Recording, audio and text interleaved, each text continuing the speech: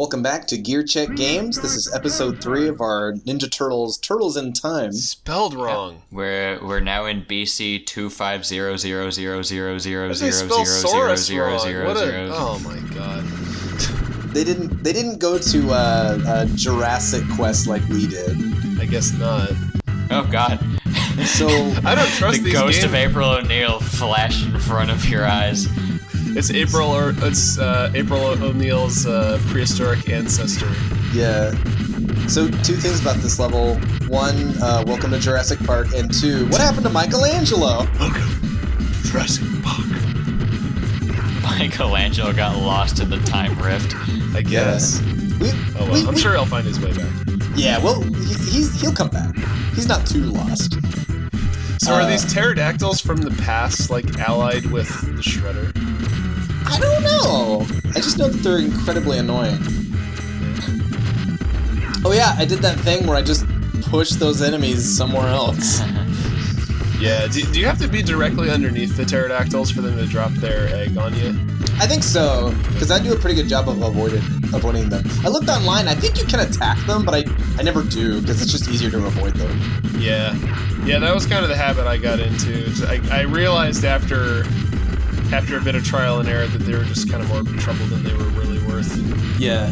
So, we're about to get introduced to one of my favorite enemies in the game. Uh-huh. I forget their name. Aren't these guys like Krang's minions? Yeah, they're his space minions. Yeah. I think they're based on a single character from the TV show. Because I think he's like a general something, and he's like Corporal Punishment? I think so, yeah. No, I was just making that up. Well, I don't know. Like, it's been a long time. Corporal Punishment is from The Simpsons. Yeah. Oh. Who could have guessed? I mean, Corporal Punishment sounds like it'd be a Ninja Turtles enemy. Yeah. Oh. Or just an enemy from, like, any 80s show. Uh-huh. Or 90s. So 80s or 90s. Both work. Here's one of my favorite enemies in the game. We just passed them. But they're the yellow Foot Clan. They only do one thing, they throw bombs, but they're incredibly useful and then they leave. Because they can kill their teammates on accident. Uh-huh. So if you know if they're coming, you can like bait them into killing things you don't want to fight. Yeah. They allied themselves. Oh my god, with look at the legs on that thing. That's like the dinosaur version of Bayonetta.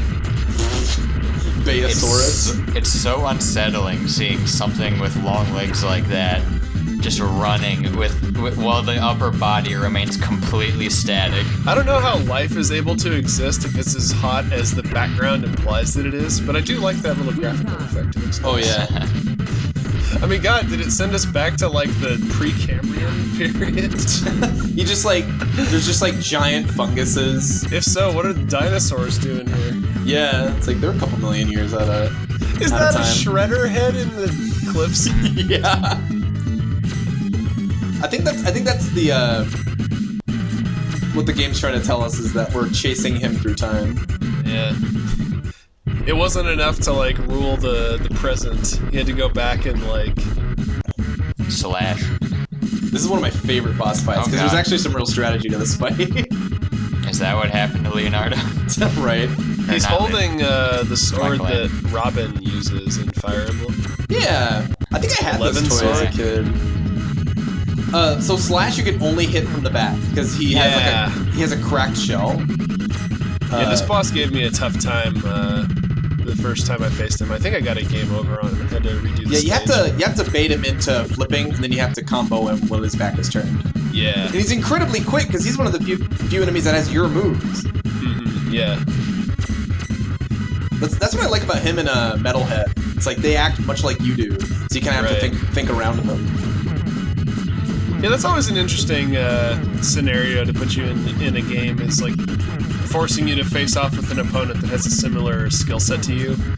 I mean, the classic example is I would say is Dark Link from Ocarina of Time. Yeah. Or Zelda I think 2. you mean Dark Link from Zelda 2. Yeah, Joe. okay. Caught myself there. Yeah. I forget, Dan, that you are a Zelda 2 stan. Is I mean, am I? Is anyone? Didn't you beat it all in one night with us? In one sitting? No. He beat No. Zelda 1. Oh, that's right. Zelda, no. Nobody can beat Zelda 2. I played Zelda 2 on that one stream, but I just, like, I gave up at Death Mountain because, like, no one was having any fun watching. Well, yeah, because you died like No one was having any times. fun watching me just, like, go back to the beginning and walk all the way back to Death Mountain just to die again. Yeah. Walk all the way back. And it sucks because that's, like, right before you open up the major shortcut. Yeah. Oh, I remember you saying that now. By contrast, this game, in the tradition of beat-em-ups, I take it, has a pretty forgiving checkpoint system where you just kind of respawn where you died. Yeah. Which is, pretty arcadey, but... Yeah. Well, this was based off a arcade game from Japan. Yeah, it stands to reason, of course. Which... Also, when he did his little Mega Man beam jump or whatever... He got like a little bit smaller, and for a second I thought he was like devolving. He's turning into They took the mutagen out of him. Fun fact: the final boss of this game can actually do that to you. Really?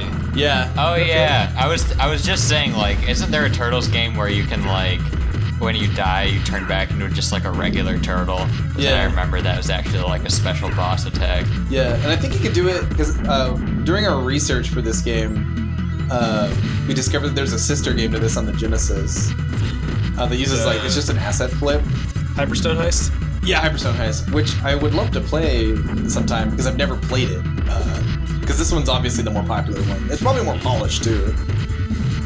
I mean, it'd probably be a good fit for the Genesis. Like, I'm thinking about the button layout for this game. It really just uses like a jump button and an attack button in the D-pad. Like, yeah, probably work fine on Genesis. Oh yeah. Control-wise, maybe not graphically.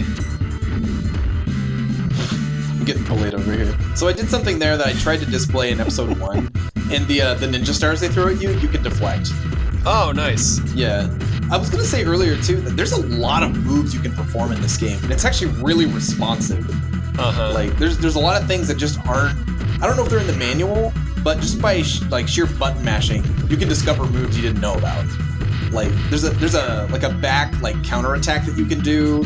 There's a sliding home run dash you can do. I don't know how to do it. I don't know how to perform it. It's gotten me out of jams.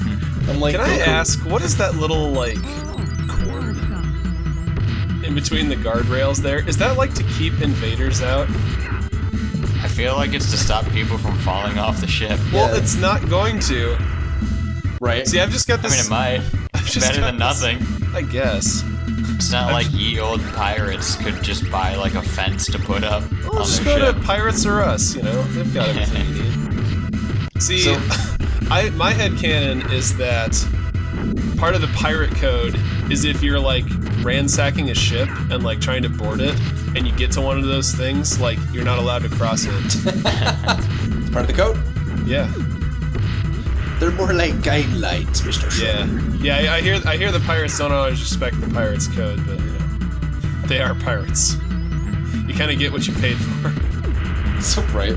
So I kind of wish they did a little more with the foot soldier designs in this game. I'd love for them all to have little pirate hats and peg legs and whatnot. Oh, like on small top variations. of their ninja costumes. Yeah. That would have been fun. I would want a And cowboy in the last hat. level, they're ninja. just riding around on Yoshis. Yes. Sure. So one of those giant clay face guys. Oh had a god. flamethrower. Well, there's your Yeah. pirate outfit, Yeah, Joe. Bebop Yeah. and Rocksteady got it right. Sorry, Yeah. Bebop and Rock. It rock. So here's the second and final double boss of the game. This one is 100% more BS than the first one. Oh yeah. These guys, you just it's trial and error with what moves they have. And like you're seeing here, they'll step in to help each other. So you really have to focus on one rather than the other. They seem to have a lot more range too. Oh yeah, the range is silly. There's no telling how far that sword or that whip goes. Sorry to bring it up again, but it almost kind of reminds me of that one boss from Super Castlevania 4, Slagra, who's got this Oh, yeah. spear, who I swear the hitbox is way bigger than the actual weapon. Jeez. I'm getting that vibe from Rocksteady here. Oh yeah, his sword is silly. I like that one of his attacks is just a tiny wimpy little kick. Yeah. that like doesn't even go past his hand. So I switched over to Donatello real fast because I wanted to put some range between me and those stupid kicks. Yeah.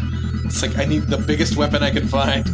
Oh, that's right. The turtles all have different properties, don't they? Yeah. Like they are Beyond just different playstyles. attacks, like they all kind of handle differently. Yeah. Like to me, It'd be nice if you could like change turtles between levels without having to die. Yeah. So you could kind of like optimize your playthrough. Mm-hmm. Or at least like when you lose a life, if you could change turtles, that would be nice. Or can you? well, I mean, when you lose a life, you just respawn with one less life. Okay, But it's when you the game same over. turtle. Yeah. Well, yeah, it's the same turtle. Yeah. So game over is the only way to switch mid playthrough. Right. And I think they kind of thought that was their thought was that hey, maybe if this particular challenge isn't like working with this turtle, you can kind of switch it up. Well, it's nice that you have that ability at all, but Yeah. just the fact that I feel like there's no reason why they couldn't have put that on the death screen instead of the game over. I mean, obviously you don't want to go back into the menu and do it every time. Like it'd be nice if you could just push like up and down on the D-pad to like cycle through the turtles, and then Yeah. like before you push start to get back in. God, those guys did a But- crap ton of damage. Yeah, these Oh my guys God. will mess you up. Aren't they made of rock?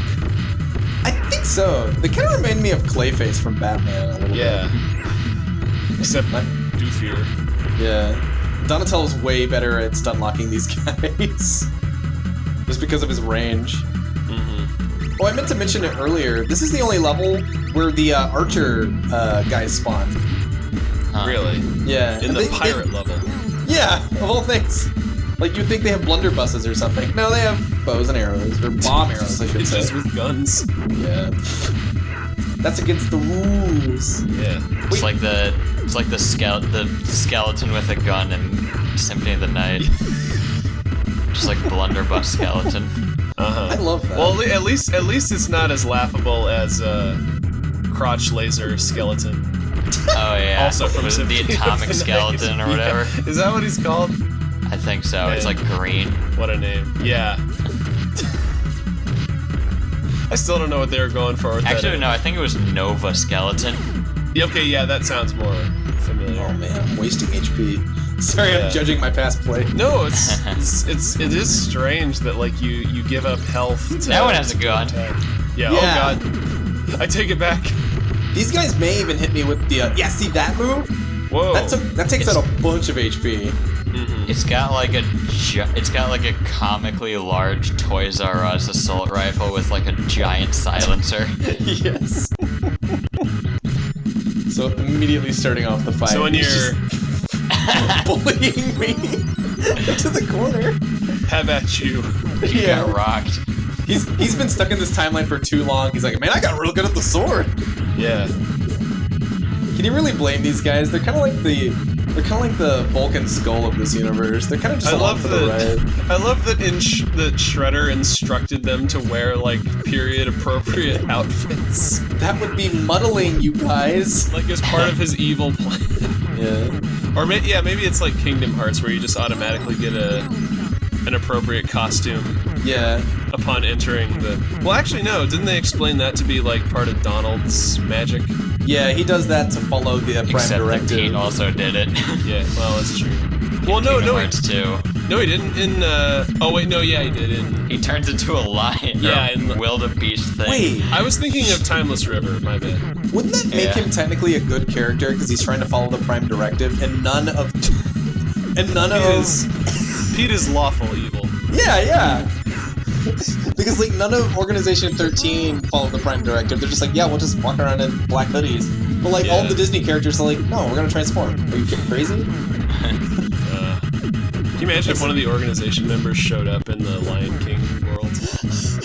I want Axel transformed into a Lion King creature. Or even more hilariously in the Little Mermaid world. But they don't have any, like, breathing apparatus. So all of their dialogue is just like... Alright, well there's Skull and Crossbones. I had to sacrifice a lot of lives to get Bebop and Rocksteady out of here, but here we are. But it was a sacrifice he was willing to make. Yes. Where will we go next time? Are we going on a? Are we going out west, or are we going down south?